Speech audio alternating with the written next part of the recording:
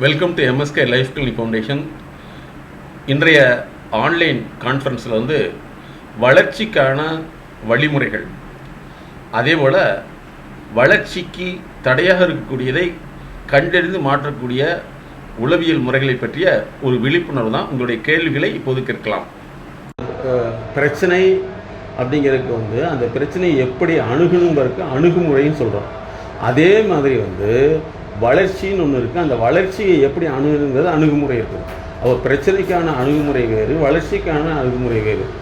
அப்போ இவங்க ஒரு சிலர் என்ன செய்கிறாங்கன்னா, தன்னுடைய பிரச்சனையை தான் நினைக்கிற மாதிரி தீர்ணும்னு நினைக்கிறாங்க. என்ன செய்வாங்க, இவங்க ஏதோ ஒரு சடங்கு செஞ்சால் அது தீர்ந்துடணும், அதுக்கடுத்து ஏதோ ஒரு ப்ரேயர் பண்ணால் தீர்ந்துடணும். அப்படின்னா உலகத்தில் இவ்வளோ பெரிய ஹாஸ்பிட்டல், இவ்வளோ பெரிய மில்லு, இவ்வளோ பெரிய இண்டஸ்ட்ரி தேவையே இல்லையே. அவங்கவுங்க பிரார்த்தனை பண்ணிவிட்டு அதை செஞ்சுட்டு போயிடுவாங்களே, இல்லைங்களா? பிரார்த்தனை என்பது எதற்கு, அதேமாதிரி ப்ராக்டிஸ் என்பது எதற்குங்கிறது பல பேருக்கு தெரியறதில்லை.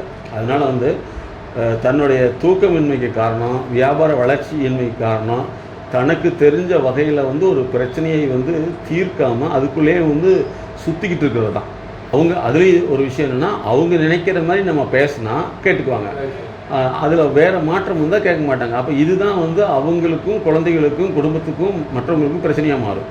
பொதுவாகவே மனித தொடர்புகள் இல்லாதவங்களுக்கு பேச்சு திறனோ, பேச்சு தன்மையோ, பேச்சுடைய பழக்கமோ, பேச்சினுடைய வடிவமும் தெரியாது.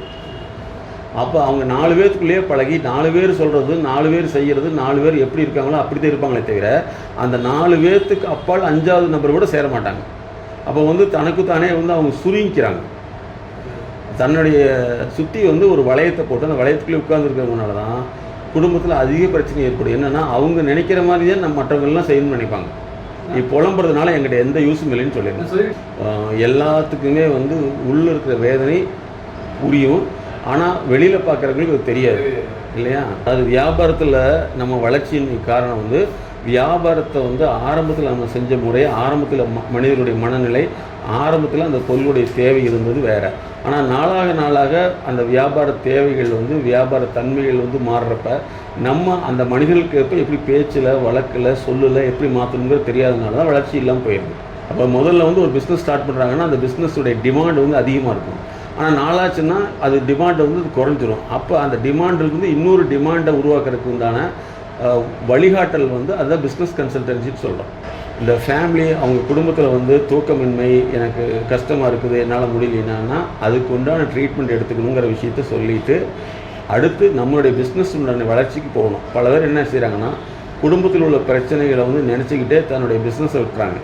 குடும்ப பிரச்சனைகள் அது யார் சம்மந்தப்பட்டவங்களோ அவங்க முயற்சி பண்ணி அவங்க செயல்படுத்தினா மட்டுமே பிரச்சனை தீரும். இப்போ எங்ககிட்ட ஒருத்தர் வர்றாங்க, மகனும் அல்லது மகன் அல்லது மகள் இவங்களுக்கு டைவர்ஸ் ஆயிடுச்சு. உடனே இவங்க அதை நினச்சிட்டு இவங்களுக்கு உளவியல் ரீதியில் பல நோய்கள் உண்டாயிடும்.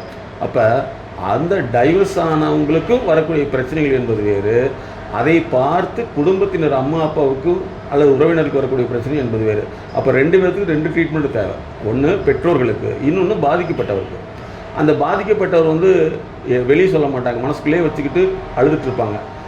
தன்னுடைய மகனுக்கு இப்படி ஆயிடுச்சேன்னு சொல்லிட்டு இவங்களும் வெளியே சொல்லாமையே, வெளியே சொன்னால் நோய் நல்லாகும்னு அர்த்தம் கிடையாது. அதாவது இதுக்குண்டான ட்ரீட்மெண்ட் எடுக்காமல் அவங்க இந்த கவலையிலேயே இருந்து தன்னுடைய உடல் நோயை அதிகப்படுத்திக்கிறாங்க.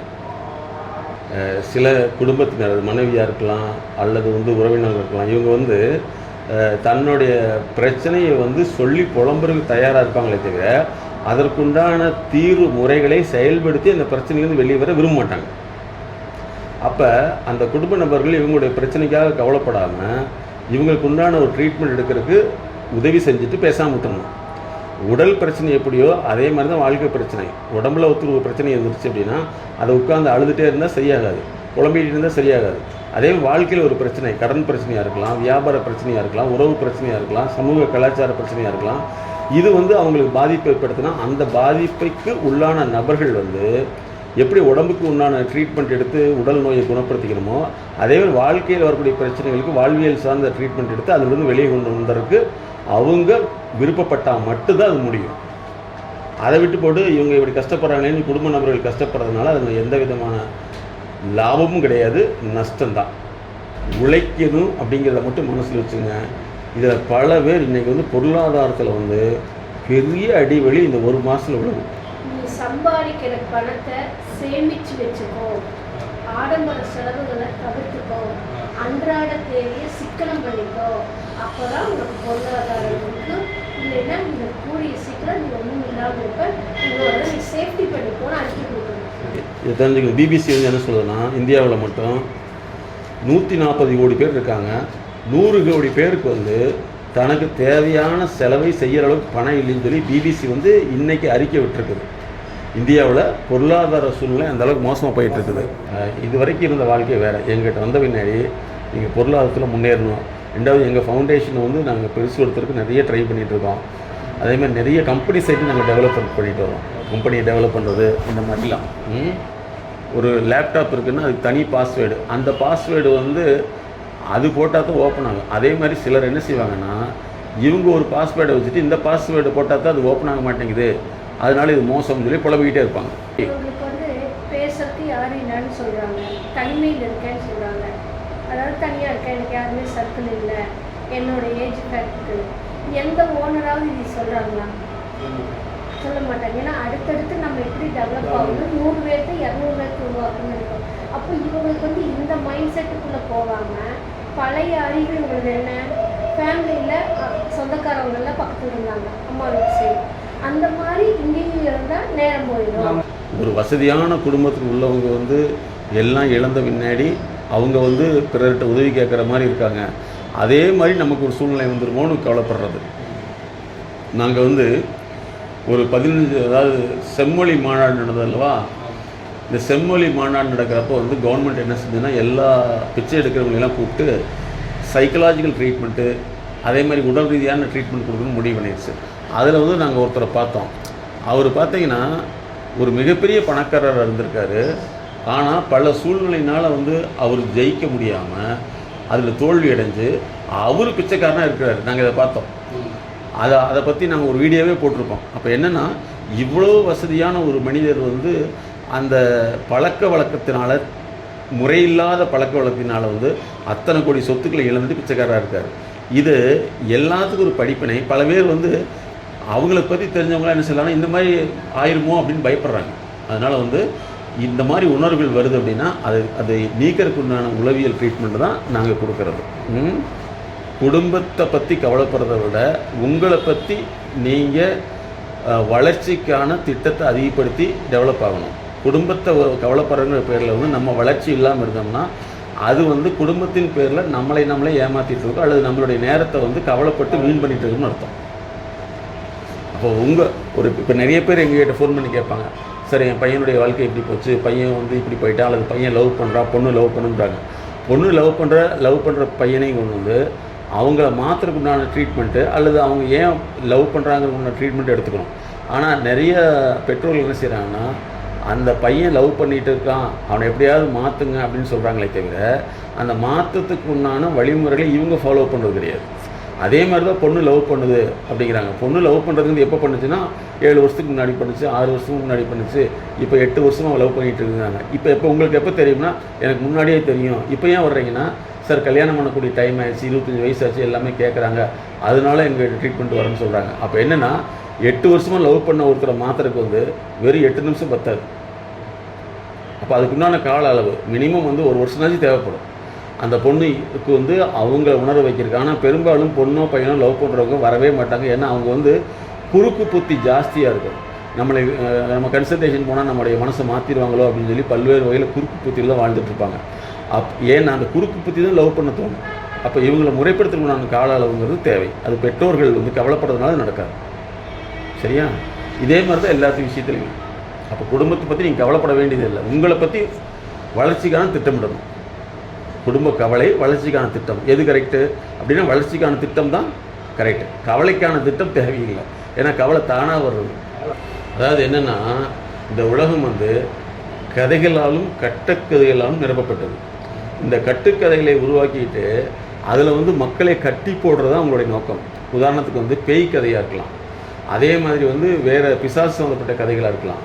இந்த கதைகளை உருவாக்குறது மூலமாக என்னென்னா, பலகீனமான மனிதர்களை வந்து கட்டுக்குள் கொண்டு வர முடியும். யாருமே பேயை கட்டுக்குள்ளே கொண்டு வர முடியுங்கிற பேரில் மனிதரை தான் கட்டுக்குள்ளே கொண்டு வர்றாங்க. அப்போ என்னென்னா, இந்த உலகம் வந்து கதைகளாலும் கட்டும் கதைகளாலும் நிரப்பப்பட்டது. அப்போ நம்ம வந்து ஏதோ ஒரு வகையில் வந்து பேய் படங்களை பார்த்தோ, பேய் படங்களுடைய செய்திகளை கேட்டோ, அல்லது பிறர் மூலமான இந்த மாதிரி மூன்றாம் தரமான ஒரு சக்தி இருக்குன்னு சொல்லி கேள்விப்பட்டோ, அதை பற்றி கற்பனை செஞ்சு நம்ம மனசில் வந்து அந்த கற்பனை விதவிதமாக ஓட விட்டுருப்போம். அப்போ அந்த ஓட விட்ட கற்பனை அடிப்படையில் வெளியில் பார்க்கல அதே மாதிரி காட்சி தெரியும். இதை வந்து நாங்கள் என்ன சொல்கிறோம்னா விஷுவல் இல்லூஷன் சொல்கிறோம். அதாவது கண்ணுக்கு வந்து தெரியக்கூடிய காட்சிகள். இதை மறுபடியும் பிரிக்கிறோம். ஹாலுசினேஷன் அப்படின்னா ஒரு காட்சி வந்து ஒரு இருட்டு வந்து ஒரு பேய் மாதிரி நம்ம மனசில் தோட்டத்தை உண்டாக்கும். ஆனால் அது இருட்டு. இது வந்து ஹாலுசினேஷன். இருக்கிறது இல்லாமல் தெரியும். உதாரணத்துக்கு வந்து ஒரு கயிறு இருந்தால் அவங்களுக்கு பாம்பு மாதிரி தெரியும். இது ஹாலுசினேஷன் சொல்லுவோம். இன்னும் செஞ்சால் டெலூஷன் சொல்லுவோம். அங்கே ஒன்றுமே இருக்காது, ஆனால் இருக்கிற மாதிரியே தெரியும். அங்கே ஒன்றுமே இருக்காது. இது இப்படின்னு சொல்லுவோம். ஸோ இப்படி பார்க்கல வந்து இல்லூஷன் அப்படின்னு ஒன்று இருக்குது. அது என்னென்னா அது வந்து ஒரு நிழல். உதாரணத்துக்கு வந்து நாங்கள் பார்த்த கேஸ் என்னென்னா நைட்டில் போகிறப்ப வந்து 2 பேய் வந்து விழுகுது, பஸ்ஸில் விழுகுது அப்படின்னு சொன்னாங்க. உடனே வந்து இது எங்கே நடந்ததுன்னா சென்னைக்கு பக்கத்தில். அப்போ என்னுடைய ஃப்ரெண்டு நானும் இன்னொருத்தரும் ஒரு நாளைக்கு அந்த பேயை பார்க்கலான்னு சொல்லி அந்த டிரைவர் வந்து கூட்டிகிட்டு போக சொன்னோம். போய் பார்க்கல ஒரு குறிப்பிட்ட இடத்துக்கு போகல 2 பேர் நடந்து போகிற மாதிரி நிழல் தெரியுது. மறுபடி பின்னாடி வர சொல்லி முன்னாடி போனால் அங்கே ஒன்றுமே கிடையாது. எதிர வரக்கூடிய வாகனங்களுக்கு சைடில் வந்து செடி வச்சுருக்காங்க. அந்த செடியுடைய ஷேப் என்னென்னா 2 ஆள் நடந்து போகிற மாதிரி கீழே நிழல் அடிக்குது. ஆனால் இவருக்கு என்ன தோட்டம்னா இவர் மனசில் அது பேயை பற்றியே கற்பனை பண்ணதுனால அந்த நிழலை பேயின்னு நினச்சிக்கிட்டாரு. இதுதான் வந்து இல்லூஷன் சொல்லுவோம், திரிபு காட்சிகள் சொல்லுவோம். சரியா? ஹால்சினேஷனுங்கிறது வந்து அது நம்ம கண்ணில் வந்து காட்சியாகவே தெரியும். ஆனால் அது என்னென்னா இவங்களுடைய கற்பனையினுடைய காட்சி வடிவம். டெலூஷன்னா அங்கே ஒன்றுமே இருக்காது, ஆனால் இவங்களுடைய கற்பனையை வந்து அங்கே வச்சு பார்ப்பாங்க. அப்போ 3 வகையில் பாதிக்கிறாங்க. அப்போ அதனால தான் நாங்கள் என்ன சொல்லணும்னா இந்த கட்டுக்கதைகளையோ அல்லது இட்டுக்கட்டும் கதையினால் உருவாக்கப்பட்ட திரைப்படங்களையோ இந்த மாதிரி நபர்கள் தவிர்த்துக்கணும் அப்படின்னு சொல்கிறோம். சரி, தவிர்க்க முடியாத சூழ்நிலை வந்துருச்சுன்னா அந்த மனசுக்குள்ளே ஏற்பட்ட அந்த பாதிப்பினுடைய கற்பனையை மாற்றக்குண்டான ட்ரீட்மெண்ட் எடுத்துக்கணும். இப்போ புரிஞ்சு உங்களுக்கு? அப்போ வந்து உங்களுக்கு என்ன வந்திருக்கு? மனசுக்குள்ளே வந்து கற்பனை வந்திருக்கு. எது? ஜின்னை பற்றி, பேயை பற்றி. இவங்க வந்து அதாவது வார்த்தைகளால் சொல்லப்படக்கூடிய கட்டுக்கதைகள், அது பேயை பற்றி இருக்கலாம், பிசாசை பற்றியாக இருக்கலாம். இந்த வார்த்தைகளால் சொல்லக்கூடிய கட்டுக்கதையை நம்ம மனசில் வந்து காட்சி வடிவம் பண்ணி வச்சுருப்போம். அது எப்படி இருக்குமோன்னு ஒன்று நம்மனே கற்பனை காட்சி வடிவம் பண்ணி வச்சுருப்போம். அப்போ அதை தொடர்ந்து அதை பற்றி சிந்திச்சுட்டே இருக்கிறப்போ வந்து காட்சி வடிவம் நம்ம கண் முன்னாடியே வேற ஒரு நிழலை பார்த்தா கூட தெரிகிற மாதிரி தோணும். இதில் தான் பல பேர் பயந்துக்கிறாங்க. அப்போ இந்த பயம் வந்துருச்சுன்னா அந்த பயத்தை நீக்கிறதுக்கு தான் வந்து பய வைத்தியம். அதுதான் பின்னாடி பைத்தியம்னு ஆயிடுச்சு. பய வைத்தியம். பய வைத்தியம் தான் நாளை அடைவில் வந்து பைத்தியம் வந்துருச்சு. அப்போ இந்த பய வைத்தியங்கிறது மனோதத்துறையில் பயத்துக்கான காரணம், பயத்தினுடைய ஃபேக்டர்னு சொல்லக்கூடிய காரணிகள் இதை கண்டுபிடிச்ச மாத்திரைகள் தான் அந்த பயத்திலிருந்து வெளியே வர முடியும். பயம் அதிகமாகிடுச்சுன்னா தான் கிட்னியில் பாதிப்பு ஏற்படும், வயிற்று சார்ந்த பிரச்சனைகள் வரும், அதே மாதிரி நெஞ்சு படபடப்பு வரும். இதெல்லாம் வந்து பயத்தினுடைய உடல் சார்ந்த வெளிப்பாடுகள். சரியா? இது புரிஞ்சுட்டீங்களா? அப்போ உங்களுக்கு வந்து என்ன, கற்பனை சார்ந்த காட்சி வடிவம். இது வந்து உண்மைன்னு நம்பக்கூடாது. நாங்கள் பயங்கிறது என்ன சொல்கிறோம்னா வார்த்தை வடிவம் பயம் அல்ல. அந்த பயத்தை பற்றி நம்ம மனசில் வந்து ஒரு கற்பனை உருவம் வந்து உருவாக்கி அந்த கற்பனை வந்து நம்ம ஓட விட்டுருப்போம். அதை பார்த்தா பயந்துக்கிறோம். ஒரு நிகழ்வு நடக்குதுன்னா எந்த இடத்துல அந்த பய உணர்வு வருதோ அது ரிலேட்டடாக நீங்கள் ஆல்ரெடி மனசில் பதிய வச்சுருக்கீங்க. இதோட மூல காரணம்னு ஒன்று இருக்குது. இதுக்கு முன்னாடி உங்களுக்கு எங்கே பதிவாயிருக்கு ஒவ்வொன்றா நம்ம கண்டுபிடிச்சி மாற்றாமல் கிளியர் ஆகிட்டேன். ஒரு பேயை பற்றிய கற்பனை உருவத்தை நம்ம அவங்க சொல்லக்கூடிய கதையை வச்சு நம்ம மனசில் உருவாக்கி பேயை நம்ம தான் உருவாக்கி உலாவை விட்டுட்ருப்போம். அது அந்த உலாவை விட்டதை பார்த்து தான் நம்ம பயந்துக்கிறோம். அப்போ நாங்கள் என்ன செய்யறோம்னா அந்த பேய் மனசுக்குள்ளே உலாவக்கூடிய சிந்தனை கற்பனையை வந்து அது இல்லாமல் பண்ணுறதுக்கு வந்து ஒரே வார்த்தை மூலமாக பண்ண முடியாது. அப்போ நாங்கள் வந்து சொல்லக்கூடிய ஒவ்வொரு இன்ஸ்ட்ரக்ஷனும் திரும்ப அது உங்களுக்கு காட்சி வடிவம் மாதிரி அவங்களுடைய அந்த போலி காட்சி மறைஞ்சு உங்களுடைய நிஜ தன்மை வெளிப்படும். அதுக்கு உண்டான கால அளவுக்கு நீங்கள் கன்சல்டேஷன் எடுக்கணும். சரிங்களா? இப்போ புரிஞ்சுதா? இப்போ நீங்கள் ஏற்கனவே வந்து வார்த்தைகள் அடுத்தவங்க சொன்னதை வச்சு தான் கற்பனை பண்ணி வச்சுருப்பீங்க. இப்போ நாங்கள் சொல்லக்கூடியதை வச்சு நீங்கள் ஒரு பிக்சரை ஃபார்ம் பண்ணி அந்த பிக்சரில் நீங்கள் நடக்கையில் தான் இந்த பிக்சரை இல்லாமல் போயிடும். புரிஞ்சுது உங்களுக்கு? இப்போ உதாரணத்துக்கு ஒருத்தருக்கு ஆம்புலன்ஸ் சத்தத்தை கேட்டால் பயம் வரும். அப்போது அவங்க நிறைய ஆம்புலன்ஸ் சத்தம் கேட்குறப்பெல்லாம் பதிவாயிட்டே இருக்குது. அப்போ நிறைய ஆய்வுகளுக்கு பின்னாடி தான் நாங்கள் கண்டுபிடிச்சோம் ஆம்புலன்ஸுங்கிறது அவங்களுக்கு நடந்து இன்சிடெண்ட் ஒன்று. அதனால ஆம்புலன்ஸ் சத்தம் கேட்டால் அவங்களுக்கு பயம் வரும். என்ன இன்சிடெண்ட் நடந்துச்சுன்னா இவங்க அம்மாவுக்கு உடம்பு சரியில்லை, அவசரமாக ஆம்புலன்ஸ் வண்டி வர சொல்லி கேட்குறாங்க. ஆம்புலன்ஸில் போக ஹாஸ்பிட்டலுக்கு போகிறதுவே இறந்துடுறாங்க. அப்போ ஆம்புலன்ஸில் போகிறதுனால தான் இறந்துட்டாங்கன்னு ஒரு பயம் பண்ணுவாங்க. அடுத்தது இன்னும் குறிப்பிட்ட காலத்துக்கு அப்புறம் அப்பாவுக்கு உடம்பு சரியில்லை. அப்போது ஆம்புலன்ஸோட இறந்துருவாங்கன்றது மனசில் பண்ணுவோம். இதோட விளைவு அந்த ஆம்புலன்ஸ் ஹாரன்ஸ் அவங்க கேட்டாலே பயம் வந்துடும். அப்போ இதோட மூல காரணத்தை நான் உங்களுக்கு ஒரு நிமிஷத்தில் சொல்கிறேன். இதை கண்டுபிடிக்கிறதுக்கு எனக்கு 3லேருந்து ஏன் இந்த சட்டம் பாதிக்குது அப்படின்னா, அப்போ அவங்களுக்குள்ளே ஏற்பட்ட அந்த பதிவை எப்படி நிகழணும், எப்படி அதை பார்க்கணும், எப்படி அதை கேட்கணும் நாங்கள் அவங்களுக்கு ப்ராக்டிஸ் கொடுத்துட்டு அதுலேருந்து வெளியில் வருது. இப்போ ஆம்புலன்ஸ் பக்கத்துலேயே நிற்கிறாங்க, அவங்களுக்கு டிஸ்டர்ப் ஆகலை. ஆம்புலன்ஸ்குள்ளேயே உட்கார்றாங்க, டிஸ்டர்ப் ஆகலை. ஆனால் இதுக்கு முன்னாடி எங்கேயோ சத்தம் கேட்டால் இந்த பழக்கம் வருது, கைகால் நடிக்க மயக்கம் போட்டு விட்டுருவாங்க. தொடர்ந்து உளவியல் பகுப்பாய்வு சார்ந்த ஆலோசனையும் அதை மாற்றக்கூடிய செயல் ஆலோசனையும் தேவைங்கிறோம். அப்போ ஒரு ஆம்புலன்ஸ் சத்தமாக இருக்கலாம். ஆம்புலன்ஸ் சத்தத்தை நீங்கள் கேட்கறதுனால உங்களுக்கு எந்த பிரச்சனையும் ஏற்படாது.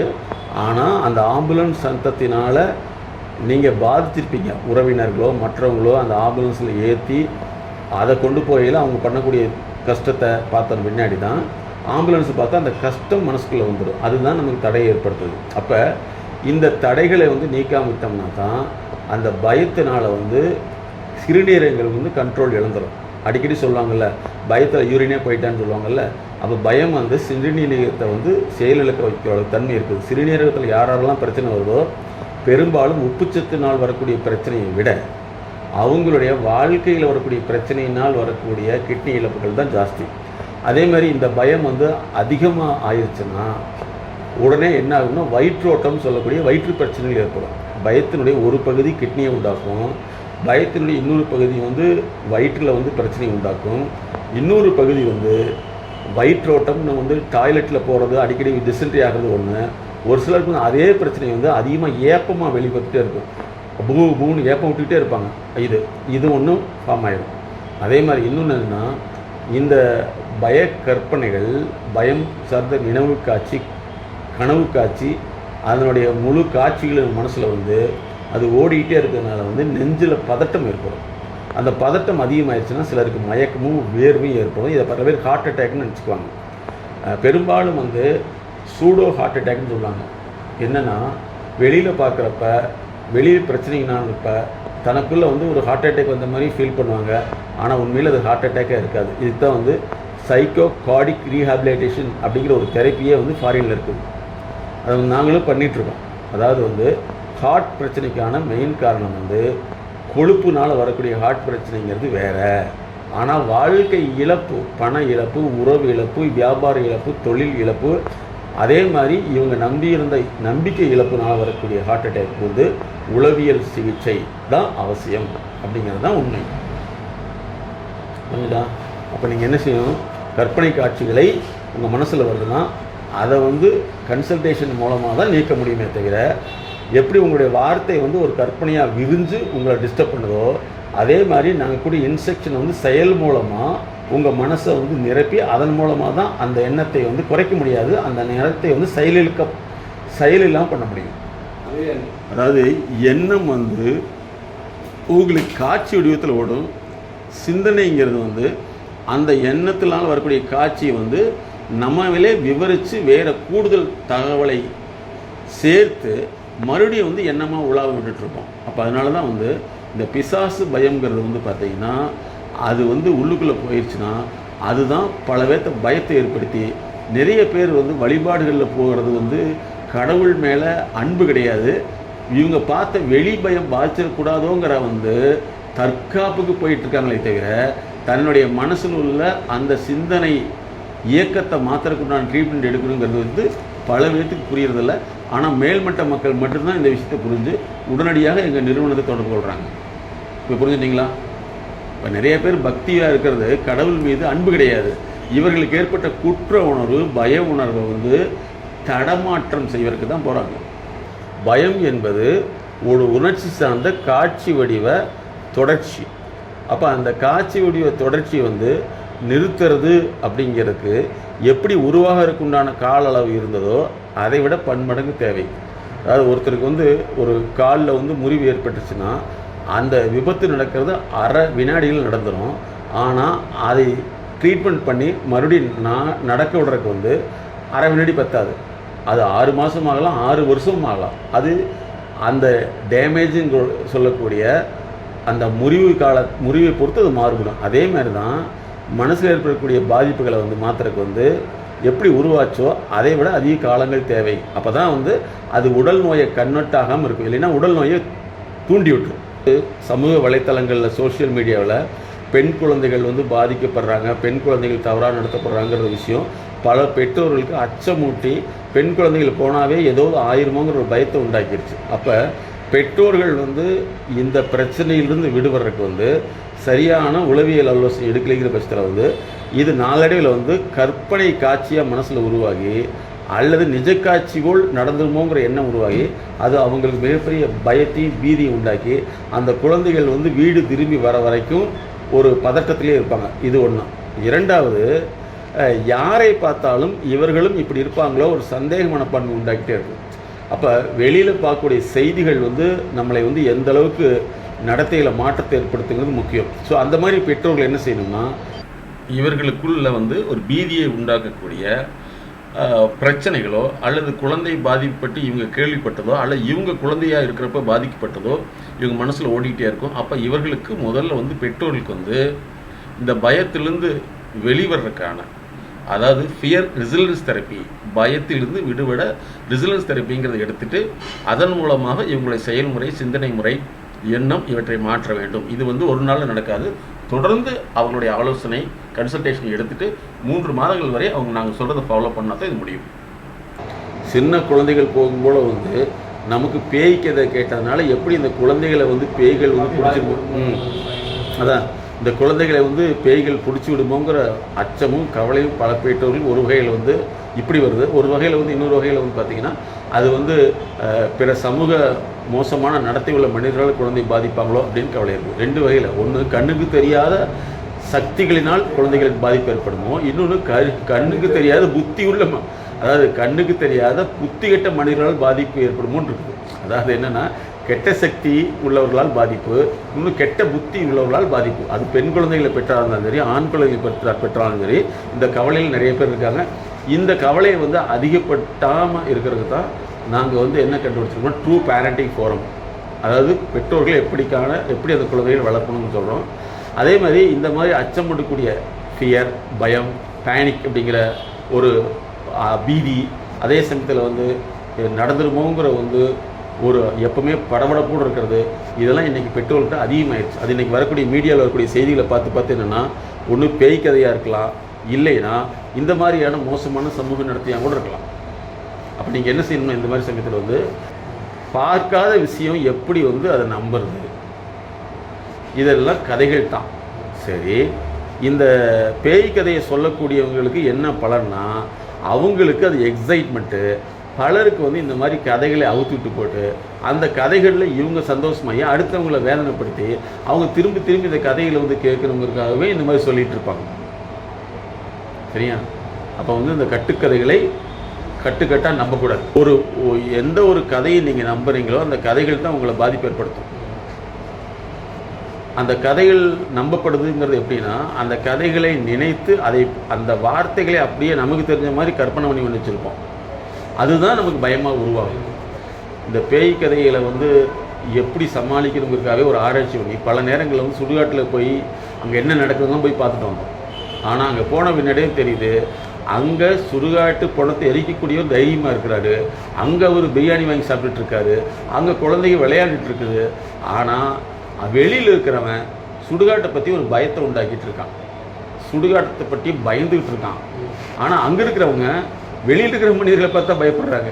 ஏன்னா வெளியில் இருக்கிறவங்க என்ன வேலை செய்வான், சுடுகாட்டில் ஒரு பேயும் பேசாது, ஒன்றுமே செய்யாது. ஏன்னா இருந்தால் தானே செய்யறதுக்கு. அப்படி இருந்தால் முதல்ல அவங்கள தானே அழிக்கும். அதனால் இது கட்டுக்கதைங்கிறது நீங்கள் என்ன செய்யணும், மனசில் கட்டுக்கதைன்னு நீங்கள் நம்பணும். முதல்ல அந்த பேய் உண்மைன்னு நம்பின மாதிரி, ரெண்டாவது இது கட்டுக்கதைன்னு நம்பணும். அந்த நம்பருக்கு தான் கன்சல்டன்சி ட்ரீட்மெண்ட்டு தேவைங்கிறோம். ஏன்னா உங்களுடைய நம்பிக்கை வந்து மிகப்பெரிய மோசமான ஒரு விளைவை ஏற்படுத்திடும். அது தவறான நம்பிக்கையாக இருந்துச்சுன்னா. அதே மாதிரி முறையான நம்பிக்கையாக இருந்துச்சுன்னா அந்த நம்பாமல் செயல்படுத்துறதுக்கு உண்டான வழிகளை வந்து வழிகாட்டும் நபர்களை தொடர்பு கொள்வீங்க. அதுதான் முக்கியம். உண்மையான நம்பிக்கை வந்து வழிகாட்டும் நபர்களை தேடி கண்டுபிடிச்சு உங்களை வளர்ச்சிக்கு உண்டானதை உருவாக்கும். தவறான நம்பிக்கை உங்களுக்குள்ளே கற்பனை உண்டாக்கி முடக்கிடும். எங்களுடைய மைண்ட் செட் நாலேஜ் தெரப்பிங்கிறது அறிவை மறுசீரமைத்தல், அதே மாதிரி உணர்ச்சியை மறுசீரமைத்தல், நடத்தையை மறுசீரமைத்தல், அதே மாதிரி வியாபார தொடர்பை மறுசீரமைத்தல், நம்முடைய பேச்சுத்தன்மையை மறுசீரமைத்தல். அப்படி தான் நம்ம ஒரு மனிதனை வந்து வளர்ச்சியின் பக்கம் எடுத்துகிட்டு போகிறோம். அதே மாதிரி வீழ்ச்சியில் இருந்தவங்களையும் அவங்களுடைய செயல் பழக்கத்தினுடைய பிழைகளை கண்டறிந்து மாற்றோம். இது புரிஞ்சுது அவங்களுக்கு? அப்போ என்னென்னா, நீங்கள் வந்து இந்த கட்டுக்கதைகளை நீங்கள் நம்ப வேண்டாம். எண்ணம் மறுசுழற்சி வருதுன்னா அந்த எண்ணத்தை எங்களோட கன்சல்டேஷன் பண்ணி அதிலிருந்து வெளிவரணும். சந்தேகத்தை எங்களோட கன்சல்டேஷன் பண்ணி அதிலிருந்து வெளிவரணும். எண்ணம் வந்தாலும் அதை 100 தடவை கேட்டிங்கன்னா தான் 101வது தடவை அது குறையும். எப்போலாம் வந்து நம்ம நீண்ட நேரம் காத்திருக்க முடியலையோ, அல்லது வந்து அதிக நேரம் உட்கார்ந்துருக்க முடியலையோ, அல்லது பயனுள்ள காரியத்துக்காக, அது மருத்துவமனைக்கு போனாலும் சரி, அல்லது வேறு எங்கேயாவது ஒரு ஆஃபீஸ் போனாலும் சரி, ரொம்ப நேரம் உட்கார்ந்துருக்க முடியலைனாவே நமக்குள்ள வந்து ஒரு பயமும் அச்சமும் பாதுகாப்பு இன்மை அப்படிங்கிற விஷயம் வந்து மனசுக்குள்ளே ஓடிட்டு இருக்குன்னு அர்த்தம். பொதுவாகவே வந்து சந்தேகப்படக்கூடிய நபர்களால் அதிக நேரம் எங்கேயும் உட்கார முடியாது. அதே மாதிரி வந்து எந்த காரியத்தையும் பொறுமையோடு நின்று செயல்படக்கூடிய தன்மை இல்லாதவங்களும் அதிக நேரம் உட்கார்ந்துருக்க முடியாது. நாங்கள் பார்த்தோம்னா யாரெல்லாம் தப்பிச்சு போகணும்னு நினைக்கிறாங்களோ அவங்களுக்கு வந்து அந்த இடம் சார்ந்த கற்பனையை இவங்க மனசில் உருவாக்கி வச்சுட்டு இவங்களுக்கு பாதுகாப்பு இல்லைங்கிற எண்ணத்திலே வாழ்ந்துட்டுருக்காங்கன்னு அர்த்தம். சில சமயங்களில் வந்து பயத்தை வந்து பரிசோதனை பண்ண வேண்டிய அவசியம் இல்லை. இப்போ வந்து எங்ககிட்ட வர்றாங்க, சில வழிபாடு ஸ்தலங்களுக்கு போனால் பயம் வருது சார்னா, நீங்கள் வந்து பயப்படாமல் போங்கன்னு சொல்கிறது அது ட்ரீட்மெண்ட் அல்ல. அந்த டயத்தில் வந்து கொஞ்சம் தவிர்த்து இருக்கணுங்கிறது தான் ட்ரீட்மெண்ட். ஏன்னா அது வந்து மறுபடியும் பீதியை அச்சத்தை உண்டாக்கிடும். சரியா? அதுக்கப்புறம் நார்மல் ஆகிக்கலாம். இப்போ ஒரு ஆபத்தான ஒரு பாதை, அங்கே யானை வருதுன்னா அந்த சைடு போகாதீன்னு சொல்லணும். அப்போ வந்து இல்லை நான் போய்த்தான் பார்ப்பேன்னா ஒரு பாதிப்பு. அதே மாதிரி சில இடங்களுக்கு போகிறது வந்து நமக்கு பயத்தையோ பீதியோ உண்டாக்கணும்னா அதை தவிர்த்துட்டு கொஞ்ச நாள் கழித்து நார்மலான முன்னாடி போனால் ஒன்றும் பிரச்சனை இல்லை. அப்போ பத்தியம்ங்கிறது வந்து செயலில், வார்த்தையில், இடத்துலையும் உண்டு. மேரேஜில் வரக்கூடிய பிரச்சனைகளுக்கு இவ்வளோ மெத்தடாலஜி இருக்குது. ஃபோன் வந்து 90% பொய் செய்திகள், உண்மை செய்திகள் எங்களை மாதிரி சேனல் இருக்கிறது வந்து 2 பேர் 3 பேர் தான் பார்த்துருப்பாங்க. அதிகமாக வியூ போகிறது எல்லாமே போலி செய்திகள். ஏன்னா உங்கள் மனசில் வந்து ஒரு மனிதனுக்கு வந்து சந்தேகங்கிறது வந்து பல்வேறு வகைகளில் வந்து உள்ள பதிவாக இருக்கும். அது வந்து அப்பப்போ நினைவுக்கு வந்து நம்மளை டிஸ்டர்ப் பண்ணணும். அதை மாற்றி அமைக்கிறது தான் எங்களுடைய வேலை. அதே மாதிரி சந்தேகம் 100 தடவை அதே சந்தேகம் வந்தாலும் நீங்கள் எப்படி 100 தடவை நோண்டி பார்த்தீங்க, நாங்கள் 100 தடவை உங்கள் மைண்டுக்குள்ளே போட்டால் மட்டும்தான் அந்த 100 தடவை போட்டது இது பேலன்ஸாக மாறும். அப்புறம் 101லேருந்து புதுசாக மாறும். புரியுதா உங்களுக்கு? 18 வருஷமாக வந்து வயிற்றோட்டம் சொல்லக்கூடியது வந்து போகுதுனாவே 18 வருஷமாக வந்து நிறைய வந்து நம்ம வாழ்க்கை ரீதியில் பாதிப்புகளை வந்து சரிப்படுத்தாமையே அந்த சிந்தனையிலே வாழ்ந்துட்டுருக்கோம்னு அர்த்தம். இந்த வயிற்றோட்டத்துக்கு மெயின் காரணமே தான். இதை வந்து இரிட்டபிள் பவுல் சிண்ட்ரோம் சொல்லுவாங்க. சில குழந்தைகளுக்கு வந்து ஸ்கூல் போகணுன்னா வரும், சில குழந்தைகளுக்கு வந்து எழுத சொன்னால் வந்துடும். பெரியவங்களுக்கு வந்து வாழ்க்கை பற்றி வரக்கூடிய அதீத சிந்தனையினால தான் இந்த இரிட்டபிள் பவுல் சிண்ட்ரோம், அதாவது குடல் ரீதியில் ஒரு இலக்கம் ஏற்பட்டு நிறையா வயிற்றோட்டம் டிசென்ட்ரி ஃபார்ம் ஆகிட்டே இருக்கும். இது வந்து மாற்றணும். வயிற்றோட்டத்தை நிறுத்துறதுக்கு மயனத்தை கொடுத்து அடைச்சா என்ன ஆகும்? ஆனால் அது ஏன் வந்து வயிற்றோட்டம் வருதுன்னா எதிர்பாராத பிரச்சனை நடந்துமோ ஒரு கவலை, ஏற்கனவே நடந்ததுடைய அச்சம், இது போன்ற மறுபடி திருப்பி வருமோங்கிற அச்சம் தான் நம்முடைய வாழ்க்கையில் வந்து எச்சத்தை வெளியனுப்பும். நன்றி. அருமையான கேள்விகள் கேட்டாங்க. அடுத்த செஷனில் வந்து மீண்டும் சந்திப்போம். தேங்க்யூ. All the best. மேலும் விவரங்களுக்கு எங்களோட தொடர்பு கொள்ளுங்கள்.